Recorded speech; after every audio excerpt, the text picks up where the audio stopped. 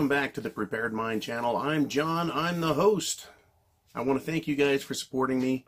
Today's an interesting day. You get two videos. You get the one on cue and the envelope, and then you get this one, which is the last two epic questions from the live chat. We weren't able to get to these questions. You guys sent them in, and I really like to get to every question I find. So let's get down to them. Jolene forwarded these to me and said, well, they're more contemplative comments rather than actual questions, but there are tons of questions in here and things for us to think about as preppers. So John Lexicatos writes, what can we do about the disaster our ship of state seems to be steaming towards? Nothing, absolutely nothing. I suspect we, at least those of us on this channel, are the third-class passengers aboard the Titanic. It's already been struck with a fatal blow.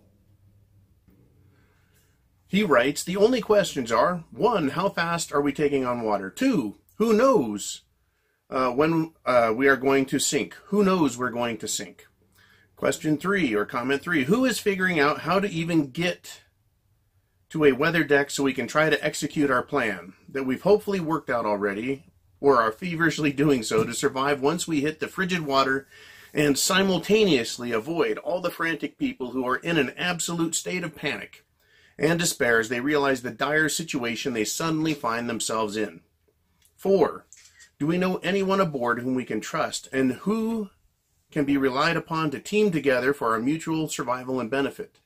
5, who or what are the obstacles to getting us off the ship alive? As for folks waking up, another analogy, if you will indulge me, think Gulliver's Travels. Uncle Sam is a gigantic Gulliver. We are all the Lilliputians. We are all far too busy arguing and fighting with each other to ever have a hope of restraining Uncle Sam to stop and listen and hear the people. Unfortunately, the ability of the state and of the media to influence popular opinions and thoughts and crippling, if not completely quashing opposing views, is continually increasing rather than decreasing. So in my opinion, all we can do is live honorable lives, take great care of our families, pick good friends, and seek out places and communities as far removed as possible from the rat race that seems to be turning into rollerball. And when condition black comes in whatever form and we find ourselves living in the 10-mile radius you speak of so often, we are all as well prepared as possible. Thank you for the tremendous amount of time, thought, and effort you spend on sharing your thoughts and concerns. So, I ask for questions, and I get an awesome essay from John Lexicatos. Yeah, questions are easier to answer, but he really kind of covered it all. These are questions we need to ask ourselves. How fast are we taking on water? How fast or close are we getting to shit hitting the fan, right?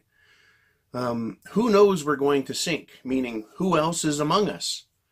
Right? These are all questions we need to ask, things we need to figure out. But mostly, we need to do it for ourselves because, as stated, we can't turn this ship around. We can't make Uncle Sam Gulliver pay any attention, right? And all the other Lilliputians are running around like maniacal toons, living ridiculous lives and making horrifyingly bad decisions. One of the things that I know is going to happen when shit hits the fan is our world is going to get really small. Yes, that 10 miles around us, that radius, it's going to be full of the people that we may end up having as the last people we ever see in our lives. If we're fortunate enough to survive whatever calamities befall us, you know, we've got some things to look forward to in the future. More hardships, higher taxes, more hardships. Life is going to be changing here very soon. You know, how bad, I don't know. How long, I can't say. If we're fortunate, if we're really fortunate, we're going to have good people in our lives in that 10-mile radius. People that care about us, people that we can care about. You know, people that we want to spend time with because we're going to be stuck spending time with them. You know, we should look forward to hope, practice, and pray for cooperation and clear thinking, good health. I mean, life is going to become a lot more simple, I think. right? Just having good health is going to be the blessing that people used to understand it was. Now we take it for granted and think that a little health insurance ought to make it happen. So when John writes, all we can do is live honorable lives, take great care of our families, pick good friends, and seek out places and communities, right? Yeah, that's true. That's really going to be what it comes down to. If you're fortunate enough to have those things, you're going to count yourself a lucky man or lucky woman or lucky family. Yeah, it's what's happening. There's no turning this ship back now. It's important to know that you and I, all of us, can enter into whatever is coming our way with clear consciences. We've done our best to understand. We've tried helping others. We're doing all we can to help ourselves, right? That old phrase, God helps those who help themselves, right? But we are going to have to rely on each other, right? Mutual survival and mutual benefit. Every relationship, every interaction, we should go into hoping for a mutually beneficial result rather than something bad. But it's just going to be one hell of a problem. So anyways, I know this is this is incredibly optimistic stuff for the Christmas season. But as of late, we've seen some incredible turns to the downside. I was very fearful that we would have an economic collapse prior to the election to steer it the way they wanted. That didn't happen, fortunately. We're still in that 18-month window, though, and it looks like it's closing very fast. Or maybe I should say opening, and the storm is going to blow in. Last February, it kind of took a crap, and here we go. Right, here we go. We had the economic downturn. Now we're seeing problems internationally. We're seeing problems domestically. We're seeing problems with different social groups. We're seeing problems at work, problems with government, problems with kids in school. A lot of problems. Now, I'm not just a pessimist. I like to look around and say, well, what do we have good going for us? And that's a tough one. The best thing that I have going for me is the good people around me and in my life.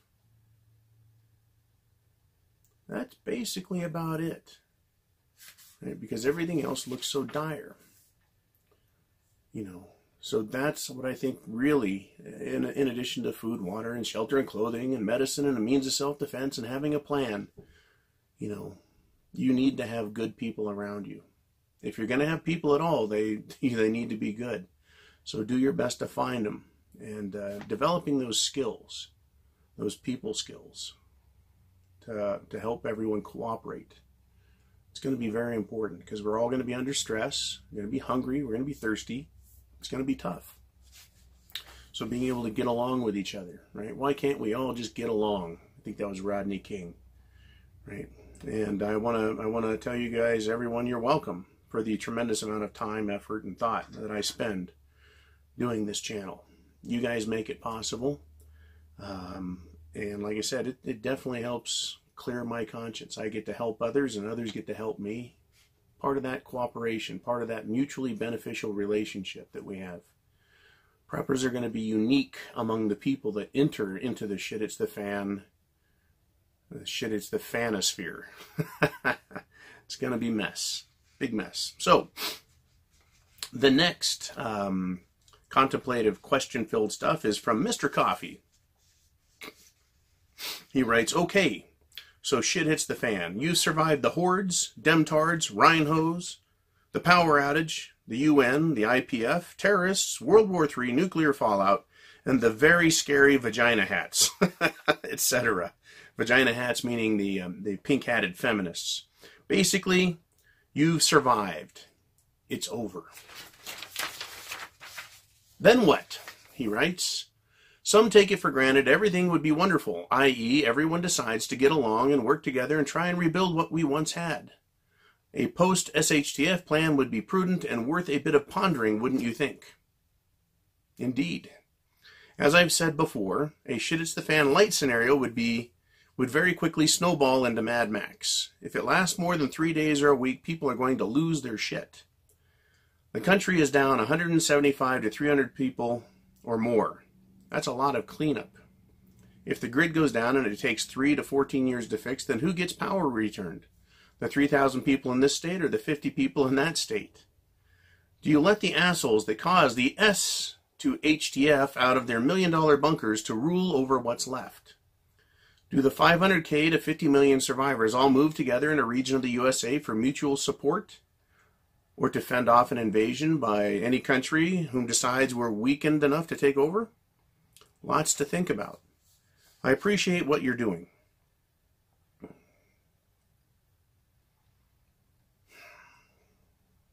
Let's go back and kind of answer these. And there are some more comments from these two, but these were some good ones. So he says, basically, you've survived. It's over, but it's actually not. Right? Then what, he says? Well, yeah, post-SHTF. Everyone wants to work together and try and rebuild what we once had. That's going to be a thought people have.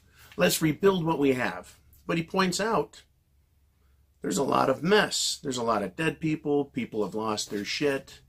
Infrastructure's messed up.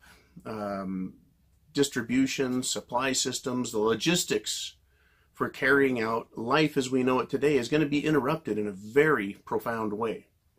And yeah, that is going to be a problem. I do hope for shit it's the fan light, because the odds of coming through it and getting out of it and then starting again are better than if we have a Mad Max scenario where it's dog eat dog and shoot first, ask questions later. You know, if the grid goes down, it can take anywhere from a few months to several years to fix. People may end up leaving the area they're in to go to another area where there's power, where there's food, where there's water, where there's medicine, where there's jobs. I can see that very much happening. It can happen naturally, or it can happen as part of a plan by those people who are responsible for shit, for SHTF, right? For causing the shit to hit the fan. Those people, this may be part of their sick, twisted plan, is to ruin everything, have a few super cities around, and then put everyone into those things, because that's where the food, the water, the energy, and the martial police is, right? The police force, the law. I have thought about that quite a bit, and I don't plan on going to that. Essentially, a super city to me sounds an awful lot like a really big FEMA camp. But that may be the world. I may not have a choice. Someone may put a gun to my head. Someone may put a gun to your head. Something to think about. Really an interesting comment that Mr. Coffee makes. Right? Do you let the assholes that caused this to rule over what's left? Not if I can help it. But it may be out of my hands as much as shit hitting the fan is out of my hands. If some rich technocratic prick is given the keys to the kingdom and put in charge of the law enforcement, the administration of justice, the administration of the city-state, whatever fashion they take, how am I going to stop him? Are we going to continue to have civil war, strife? There's a very good chance we will. I'm sure that the people that survive shit hitting the fan, there's going to be a great percentage of them that say, I'm not going to allow this to happen again. I'm not going to be part of this again. I refuse to give up my gun. I refuse to give up my money. It's mine, whatever form or shape that money comes in. Right? My wealth, the effort I have made. I'm not going to raise chickens to give half of them away to a government that does nothing but point a gun at me. There's going to be a lot of people that have that kind of mentality. They're going to be resistant to cooperation that comes from a heavy-handed government source, or even a light-handed government source. There's going to be people that just say no more, never again. And I don't know if they'll last. I don't know if they can live that way. I don't know if they'll be allowed to live that way. But there are many, many different ways this can pan out. And we're all going to have to sit around and watch and wait and see how it happens. You know, and should people move, the 500,000 to 50 million people that are left, it's a pretty broad spectrum, don't you think? Are they going to move to a small region in the USA for mutual support and defense and fend off any other invasions? Now, here's the thing. If America melts down, Mexico melts down. Hell, even Canada will melt down. All of our brothers and sisters to the north, they're polite now, but I'm sure if they get hungry, they might say heck or damn even. Europe is going to melt down. Africa will melt the rest of the way down. China will melt down. Japan will melt down. The populated parts of the Australian continent and outback, they're going to melt down. Everyone will melt down. Right? So I don't think Russia, I think they'll melt down too. You know, some more, some less. I don't know. What the hell do I know? I'm just a guy. But let's just say they all melt down anywhere from 50 to 80%. All nations are fucked up. You might get some wayward, lone wolf type military units that go on individual conquests because they're a bunch of raving, lunatic, psychotic, murdering thugs. But for the most part, I don't think that's going to happen, right? We're not going to have the 3rd Russian Regiment invade the West Coast and expect to get too far before the military, or at the very least guerrilla forces, pick them off one by one. Once again, the North American continent, and especially the United States of America, is probably the most dangerous piece of real estate on the planet. For no other reason than there are so many guns here. And I think that because of that, our government has continued to behave with at least a modicum of decency and a smidgen of respect with regard to our rights. If we did not have guns, trust me, the rest of our rights would have been gone a long fucking time ago. Look at how few rights Europeans have. Right? But then again, look at how few rights we have. So, Mr. Coffee, thank you for your comments. Anthony Boatwright writes, John, what kind of camera do you use in your podcast? For the most part, I use my Galaxy Note 8, Samsung Note 8. It's my phone, it's my computer, it's my desk, it's this, it's that. It does tons of stuff. The camera's not too bad. I liked the Note 6 better, the one I had before this. This one, the camera does a little zooming and shaking and centering and some other stupid shit that I can't figure out how to turn off. But it's either that or I break out the my Nikon DSLR, I think it's a 4700, and I use it. It's a little more complicated, a little more cumbersome. But man, you want to talk about brilliant optics, superior sound, what a great little tool. But the phone, it's just convenient. It, you know, the camera is a camera, but the phone is a camera, it's a computer, it has a complete operating system in it. It's basically like that computer right there, only it fits in, you know, on my belt. Okay. So Thomas Lyons and others have written, is there a way to personally contact you and send you things? Scotch, cigars, etc. I have had numerous people stalk me, and I don't particularly care for it. I've had many good people contact me, and they're normal, red-blooded Americans, veterans, non-veterans, white, black, red, yellow, pick a color, pick a religion, it doesn't matter.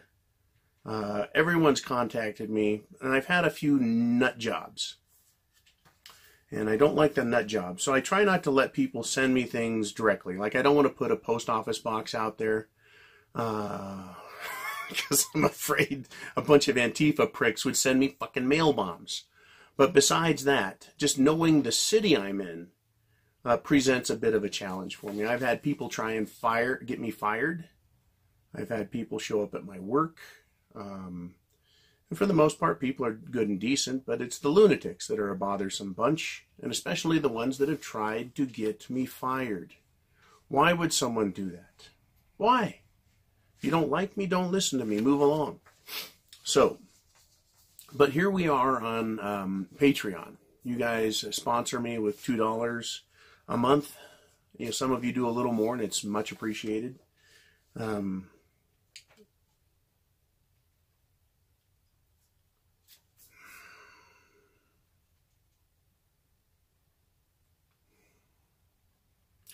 The best way to do anything, if you want to do scotch and cigars, a special bonus, is to go to PayPal and just make a donation there, and you can send a note with it.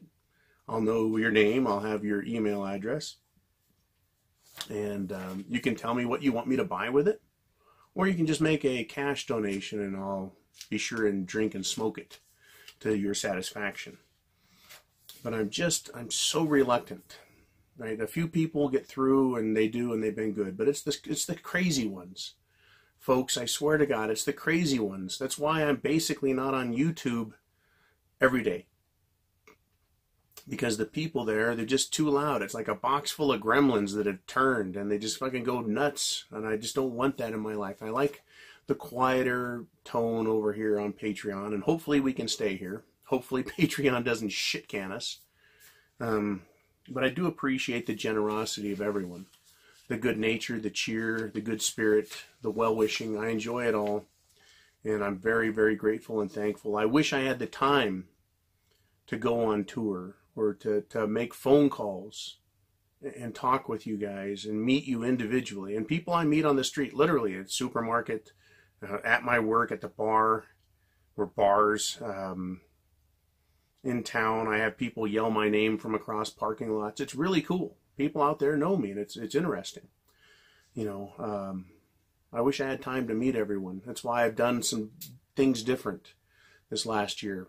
I've decided to do the live chats, and I've decided to do the questions, you know, so that you guys can you can influence the show a little bit, and you can get a little more personal mano-a-mano type action. But I'm not going to rule out that someday I'm not going to hop in the pickup truck, throw a bedroll in the back seat, and go for a ride. But it's just going to take... It's just going to take a lot of coordination, meeting places, times, etc. And so that is a possibility, but there's nothing in the works for it just yet. All right, so we're going to cut it short with that. I'm exhausted. It is the holiday season, and that creates even more work for me. But still, this is one of the things that I enjoy doing the most, coming on here.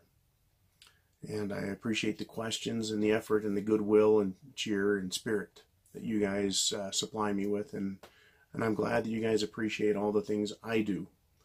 And I wish I could do more, and I may end up doing more. If I lose, if I were to lose my job, I might try and make a go at it. But, it's really hard to make money on the internet these days, especially with all of the censorship, all of the stupidity, right? And all it takes is to get a couple of these enemies that puts together a group, and they'll try to set out and destroy you. Right? They'll get you kicked off of different platforms. They'll have you ostracized, right? Mischaracterized, all kinds of stuff. It's that kind of world, right? But here, at least on this channel, with you guys, it's been a pleasure to get to know you, to know your names. It's great when I read a name. I'm like, this person sends me stuff, all the time. I read their comments and get their questions, and it is much appreciated. So thank you again. I want to wish everyone a Merry Christmas, and I'll be back tomorrow.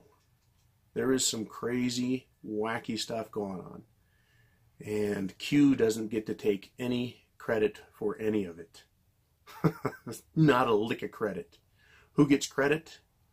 The real people who are doing the real things and not sitting behind a keyboard making up a bunch of crap. You make things happen in your life. You go to work, you prep, you practice, you train, and that is the real work. And if anyone has the gall to arrest Hillary and press charges, they're going to get kudos from me. And if Q ever comes and turns out to be something or somewhat or partially real, that's fantastic. But for the time being, it's a load of hoo-hoo. It is caca. It is poo-poo. It is nothing. So if you don't know what I'm talking about, I'm referring to my envelope video. Once again, anything that happens, when people try and take credit for it, right? Everyone knows it's our syndicate. It's the R syndicate. It's the way it works. But get prepared.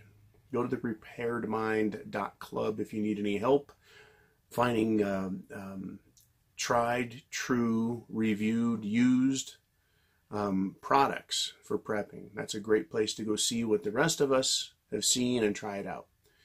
Right? Last thing you want to do is get to shit hitting the fan and not quite have the right equipment. And the way you know that for you it's the right equipment is to practice with it. So you guys be cool. I'll be back tomorrow, and I hope that you will too. Semper Fi. Godspeed to all.